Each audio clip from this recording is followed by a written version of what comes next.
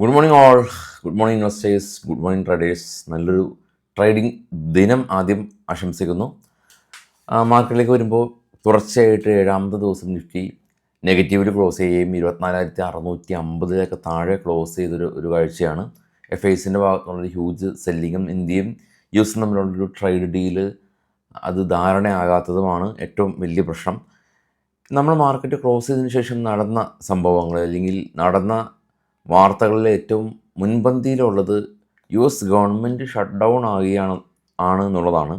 US government shut down ആകുക അതിനർത്ഥം അവിടെ അമേരിക്കൻ കോൺഗ്രസ് പുതിയ ബില്ല് പാസ്സാക്കാത്തത് കാരണം ഗവൺമെൻറ് സ്ഥാപനങ്ങൾ അവരുടെ ദൈനംദിന ചെലവുകൾ ഡെയിലി എക്സ്പെൻസ് മീറ്റ് ചെയ്യാൻ പറ്റാതെ വരികയും അത് ഗവൺമെൻറ്റിൻ്റെ സ്ഥാപനങ്ങളെ ഭാഗികമായിട്ട് അടച്ചിടുന്ന ഒരു പ്രതിഭാസമാണ് US ഗവൺമെൻറ് ഷട്ട് ഡൗൺ. ഇതിന് മുമ്പുണ്ടായിട്ടുണ്ട് ഇതുപോലെ തന്നെ. പക്ഷേ അതിൻ്റെ ആ ഒരു സമയത്ത് ബില്ല് പാസ്സാക്കും. അപ്പോൾ അതിൻ്റെ സാധ്യതകൾ ഈ ഒരാഴ്ച ഉണ്ടാകുമെന്നുള്ളതാണ്. അത് മുൻനിർത്തിയാണ് ഗോൾഡ് ഇപ്പോൾ സ്പൈക്ക് ചെയ്യുന്നത്. ഗോൾഡ് ഇന്നലെ നമ്മൾ കണ്ടു $64 പെർ ഔൺസ് ഇൻ്റർനാഷണൽ മാർക്കറ്റിൽ സ്പൈക്ക് ചെയ്തിട്ടുള്ളത്. പിന്നീട് അതൊരു വാർത്ത. രണ്ടാമതുള്ളത് വാർത്ത US പുറത്ത് പ്രൊഡ്യൂസ് ചെയ്യുന്ന ഫിലിംസിന് 100% താരിഫാണ് ഏർപ്പെടുത്തുന്നത് എന്നുള്ളതാണ് ഇന്നലെ ട്രംപ് പ്രഖ്യാപിച്ചത്. അത് US അവിടുത്തെ സിനിമകളെ അത് പ്രൊട്ടക്റ്റ് ചെയ്യുക എന്നുള്ളതാണ് ഉദ്ദേശമെന്ന് ട്രംപ് പറയുമ്പോൾ ഇത് മറ്റു രാജ്യങ്ങൾക്ക് വലിയ തോതിൽ ബാധിക്കും. നമ്മുടെ കേരളത്തിൽ നിന്ന് ഇതിനേക്കാൾ കൂടുതൽ കളക്ഷനുള്ളത് തെലുങ്ക്, ഹിന്ദിയൊക്കെയാണ്. കണക്കുകൾ സൂചിപ്പിക്കുന്നത് ബാഹുബലി എല്ലാം തന്നെ $22 മില്യൺ കളക്ട് ചെയ്തിട്ടുണ്ട് US നിന്ന്.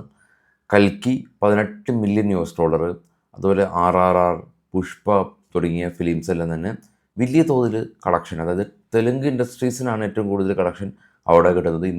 ഇന്ത്യയിൽ നിന്ന് ഉള്ള ഇന്ത്യൻ ഒരു ഫിലിം, ആ ഫിലിമിന് ഈ വിദേശത്ത് നിന്ന് ഉള്ള കളക്ഷനിൽ 40% US-ആണ്. ബാക്കിയുള്ളതാണ് മിഡിൽ ഈസ്റ്റും മറ്റുള്ള രാജ്യങ്ങളുള്ളത്. അപ്പോൾ 40%-ത്തിനാണ് ഇനിയിപ്പോൾ ഭംഗം വരാനായിട്ട് പോകുന്നത് എന്നുള്ളതാണ് ഇന്നത്തെ ഒരു പ്രധാന ഒരു എഫക്റ്റായിട്ടുള്ളത്. ഗ്ലോബൽ മാർക്കറ്റ് കണ്ടുവരുമ്പോൾ ഏറ്റവും താഴെ ക്ലോസായ ഡോയും നാസ്ഡാക്കും യൂറോപ്യൻ മാർക്കറ്റും എല്ലാം തന്നെ പോസിറ്റീവിലാണ് ക്ലോസ് നടത്തിയിട്ടുള്ളത്. ഇപ്പോൾ ട്രേഡ് ചെയ്യുന്ന ഏഷ്യൻ മാർക്കറ്റിനോ ഡോ ഫ്യൂച്ചറോ എല്ലാം തന്നെ വലിയ പ്രശ്നങ്ങളും തന്നെ ഇല്ല എന്ന് കാണാൻ സാധിക്കും.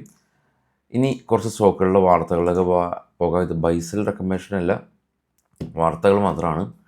ഇനി അതിനു മുമ്പായിട്ട് ചുരുങ്ങിയ ചിലവിൽ നമുക്ക് സ്റ്റോക്ക് മാർക്കറ്റ് ചെയ്യാൻ, മ്യൂച്വൽ ഫണ്ട് ചെയ്യാൻ, സ്റ്റോക്ക് വാങ്ങി വിൽപ്പന നടത്താൻ, ഓപ്ഷൻ ചെയ്യാൻ ഇന്ത്യയിലെ ലീഡിംഗ് ആയിട്ടുള്ള ടാറ്റ ഗ്രൂപ്പ് ബാക്കപ്പ് ചെയ്യുന്ന അപ്സ്റ്റോക്കിൻ്റെ അക്കൗണ്ട് ഫ്രീ ആയിട്ട് തന്നെ നമുക്ക് ഓപ്പൺ ചെയ്യാം. ഫസ്റ്റ് കമൻറ്റിൽ ഞാൻ അക്കൗണ്ട് ഓപ്പണിംഗ് ലിങ്ക് പ്രൊവൈഡ് ചെയ്തിട്ടുണ്ട്, യൂസ് ചെയ്യുക. സ്റ്റോക്കിൻ്റെ ന്യൂസിൽ IRFC അവർ പുതിയ 16,489 കോടി രൂപയുടെ ഈ ലോൺ ഡിസ്ബേഴ്സ്മെൻറ്റൊക്കെയാണ് കമ്പനി നടത്തിയിട്ടുള്ളത്. ബെല്ല് കമ്പനിക്ക് 1,092 കോടി രൂപയുടെ ഓർഡർ കിട്ടി. മാൻ ഇൻഡസ്ട്രീസ് ഇവരുടെ ബോർഡ് ഓഫ് ഡയറക്ടേഴ്സിന് സെബി ഒരു റെസ്ട്രിക്ഷൻ കൊടുത്തിട്ടുണ്ട്, ചെയർമാൻ ഉൾപ്പെടെ. സെക്യൂരിറ്റി മാർക്കറ്റ് ആക്സസ് ചെയ്യാൻ ഒരു റെസ്ട്രിക്ഷൻ കൊടുത്തു എന്നുള്ളതാണ്. ഒന്ന് ഫോക്കസ് ചെയ്യുക. ഗോദ്രേജ് അഗ്രോവീറ്റും അതുപോലെ തന്നെ സെബി ഒരു വാർണിംഗ് ലെറ്റർ കൊടുത്തിട്ടുണ്ട്, അതും ഒന്ന് ശ്രദ്ധിക്കുക. ഗ്ലോബൽ സ്പിരിറ്റ് പുതിയ വോഡ്ക അവർ ലോഞ്ച് ചെയ്യുന്നുണ്ട്. PTC ഇന്ത്യ കമ്പനി ഇവിടെ 3 ഇൻഡിപെൻഡൻസ് ഡയറക്ടേഴ്സ് റിസൈൻ ചെയ്തു. ഹീറോ മോട്ടോകോർപ്പ് ഫെസ്റ്റീവ് സീസണിൽ റെക്കോർഡ് സെയിൽസ് ഉണ്ടാകുമെന്നാണ് എക്സ്പെക്റ്റേഷൻ. ടാറ്റ സ്റ്റീൽ നെതർലാൻഡായിട്ട് ജോയിൻറ്റ് വെഞ്ചർ കോൺട്രാക്റ്റ് സൈൻ ചെയ്തു. ഓൾ കാർഗോ അവരുടെ കാർഗോ കാർഗോ പ്രൈസ് ചാർജസ് വർദ്ധിപ്പിക്കുകയാണ്. അതുപോലെ തന്നെ PB ഫിൻടെക് അടുത്തിടെ GST റെസിഷൻ കിട്ടിയത് കാരണം ഈ പ്രീമിയം റിന്യൂവൽ എല്ലാം തന്നെ ഓൾ ടൈം ഹൈ ആണ്.